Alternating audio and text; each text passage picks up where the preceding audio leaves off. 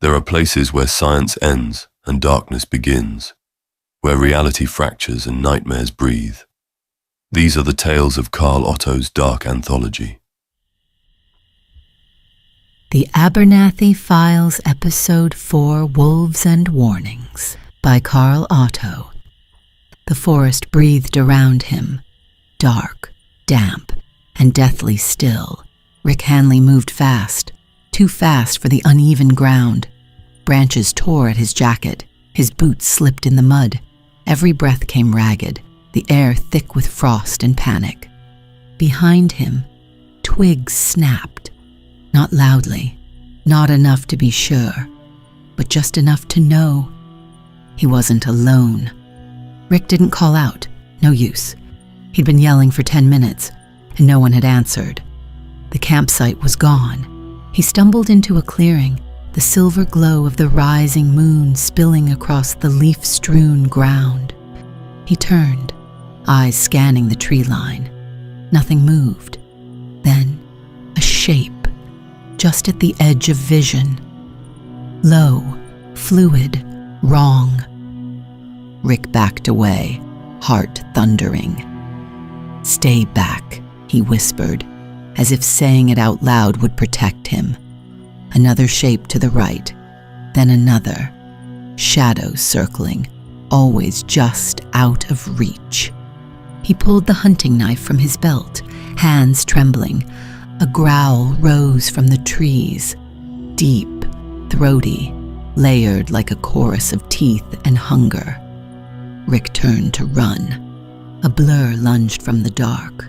He screamed. Then nothing.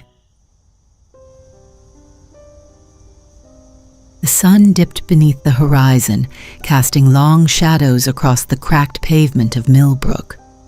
Peggy Abermathy stood at her bedroom window, watching as twilight bled into darkness. A heaviness pressed against her chest. Halloween haunted her like a ghost she couldn't shake, each passing day deepening her sense of isolation. Something in Millbrook had changed.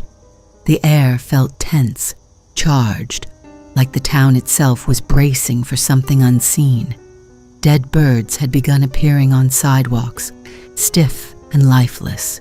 Pets were vanishing, or fleeing their homes entirely, as if they sensed a threat no human could.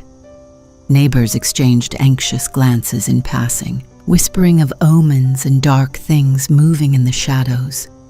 Peggy clutched the leather-bound book the old woman had given her on Halloween night, a weighty reminder of the mysteries she had only begun to unravel. Its pages brimmed with strange drawings and half-legible incantations, hinting at secrets buried in Millbrook's past, but no matter how much she studied it, Peggy couldn't shake the growing gap between what she knew and what she felt. Every time a shadow danced in her peripheral vision, her pulse quickened. A gust of wind howled through the trees outside, rattling the windows. Peggy shivered. Each breath of autumn air seemed to whisper the same thing. Something is coming. Then, from just beyond her window, a voice cut through the hush, familiar, gentle, concerned. "Peggy, it's me." She blinked, grounding herself, then stepped away from the glass. "I'll be right there," she called. Peggy opened the door to find Nancy standing on the porch, arms crossed, her breath fogging in the cold air. Her dark hair was tucked beneath a knit cap, and her eyes shimmered with a mix of relief and frustration, like someone who just found a friend they weren't sure was still theirs. "There you are," Nancy said, stepping inside. "I was starting to think you'd gone full recluse on me." Peggy tried to smile, but the weight in her chest made it falter. "Just needed some time to process. Everything feels off." Nancy's expression softened as she stepped closer. "You've been avoiding everyone, Peg. It's been weeks. Are you okay? I mean, really?" Peggy rubbed the back of her neck, guilt prickling her skin. "I'm fine, just busy." You know how things have been since Halloween, with Tom and the others disappearing into that weird yellow fog. Nancy nodded slowly. Right. And have you noticed all the other weird stuff since then? Pets disappearing, lights flickering. Everyone's on edge. It's like you're carrying it all on your own. And I don't like it. Peggy's voice was soft. I know. I'm sorry. There was a pause of awkward silence before Nancy broke it. You heard about that guy, right? The hunter they found 2 days ago? Peggy shook her head. Rick Hanley, Nancy continued. They found his body in the woods, near that deer path we used to sneak off to when we were kids. No wounds, no blood, just dead, like his heart gave out. But there were wolf tracks all around, deep claw marks on the trees. She hesitated. One of the deputies said it wasn't random. The claw marks, they looked purposeful, almost intelligent, like they meant something. Peggy's eyes flicked toward her book on the table. Something in her stomach turned. She looked back out the window. The dead birds, the skittish animals, the way people whisper. Mr. Hanley, it's like the whole town knows something's wrong, but no one wants to say it out loud. She hesitated. Something happened the other day, at Mr. Garrett's bookstore. Nancy tilted her head. Something like what? I saw things, visions, or maybe hallucinations. I don't even know anymore. Nancy frowned. Like ghosts? Peggy gave a bitter laugh. Worse. Worse? Nancy asked, a trace of skepticism creeping into her voice. Peggy hesitated, the memories still raw. I think there's a cult. I think Garrett was part of it. There's something waking up in this town, and I need to figure out what it is. Nancy studied her for a long beat, concern etched across her features. Peggy, you sound really freaked out. I am freaked out, Peggy snapped, her voice cracking under the weight of it all. But I'm not making this up. Something dark is stirring in Millbrook, and I can't just sit here while it creeps closer. Nancy's arms dropped to her sides.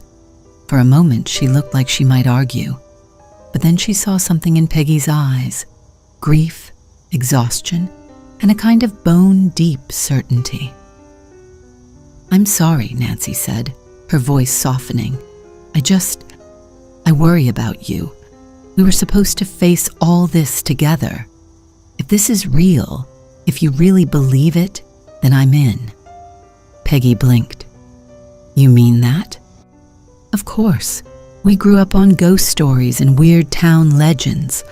Let's dig into them like we used to. Who knows? Maybe there's some truth in all the old whispers. Peggy let out a breath she hadn't realized she was holding. Okay. Let's start with the library. Maybe we can find something about the cult, or the fog, or whatever's happening. Perfect, Nancy grinned. I'll grab my notebook. Meet you there? Peggy nodded. As Nancy turned to leave, Peggy lingered in the doorway, watching her friend disappear down the street. A flicker of hope stirred in her chest. She wasn't alone. The library stood at the edge of Main Street, like a relic from another era, weathered, quiet, and patient. As Peggy and Nancy stepped inside, the familiar scent of old paper and polished wood wrapped around them like a childhood blanket. Sunlight filtered through tall windows, catching in the dust motes that drifted lazily through the still air. The place felt unchanged, even as the world outside had grown stranger. Let's start in the local history section, Peggy said, leading the way down a narrow aisle, flanked by towering shelves. The soft creak of the floor beneath their feet added to the hush of the room. As they moved deeper into the archives, the air thickened, musty with age, heavy with forgotten stories. The light grew dimmer, and the quiet more complete. It felt like entering a tomb of memory. "This is where we'll find it," Peggy murmured. "If the cult's been around for decades, there has to be some record." They stopped at a shelf lined with cracked volumes and unlabeled folders. Nancy ran her fingers across the spines, her expression thoughtful. "Remember the summer reading club?" she said with a small smile. "We practically lived in here." "Yeah," Peggy replied, smiling briefly. "Back when the worst thing we had to worry about was overdue books." The nostalgia flickered and faded, replaced by the cold weight of now. Peggy opened a filing cabinet and began rummaging through yellowed envelopes and clippings. "I'll take anything that looks like cult activity or strange disappearances. You check for anything tied to Jackson Abermathy." Nancy nodded and pulled a dusty binder from a shelf. The room settled into the rhythm of rustling paper, quiet breathing, and the distant ticking of the old clock above the checkout desk. "Look at this," Nancy said suddenly, holding up a brittle newspaper clipping. "It's from the 50s, talks about strange lights in the woods, people vanishing." She squinted at the byline. "Wait, this was written by Jackson Abermathy. Is that your grandfather?" Peggy's head snapped up. "Yeah, that's him." She stepped closer, scanning the headline, "Mysterious Disappearances Linked to Local Folklore." "He was always warning me about the old deer path," she added quietly. "Used to say something about a witch that stole children." Nancy shuddered. "Okay, it's not creepy at all." She flipped to another page and hesitated. "This one's recent, a couple of weeks ago. It's about pets disappearing, people hearing howls in the woods." Nancy's voice softened. "It was written by Tom." Peggy froze. "That's the story he told me about, the night before the fog." "Do you think it's connected?" Nancy asked. "I think it has to be," Peggy said, her voice barely a whisper. "He said something about demon wolves. At the time, I thought it was just one of his theories, but..." "Mrs. Yates, some old woman that lives by the northern woods, told him about these strange wolves. Maybe we should talk to her," Nancy questioned. "That's a good idea. We can go tomorrow," Peggy replied, before returning to their research. They spent the next hour buried in papers, piecing together half-forgotten names, half-believed stories, and eerie coincidences. The deeper they dug, the clearer the pattern became. "Look at this," Nancy said, tapping a worn page. "Symbols clawed into trees near the deer path. People said it was a cult performing rituals, animal sacrifices." "It says the detective investigating it disappeared," Peggy read aloud. "Just vanished." She looked up, her expression grim. This wasn't just rumor. People were scared for a reason. Nancy's voice lowered. "If this is real, if something's coming back, are we sure we want to keep digging?" "I think we already have," Peggy replied. "And if we stop now, we might not get another chance." The librarian's voice floated in from the front desk. "We'll be closing in 10 minutes." Nancy stretched, her shoulders stiff. "We should probably call it." "Yeah," Peggy agreed. "I'm going to ask my dad if he has any of Pop-Pop's old things. Maybe there's something he never published, something personal." Nancy slung her bag over her shoulder. "If your Pop-Pop was warning people back then, maybe we're picking up where he left off.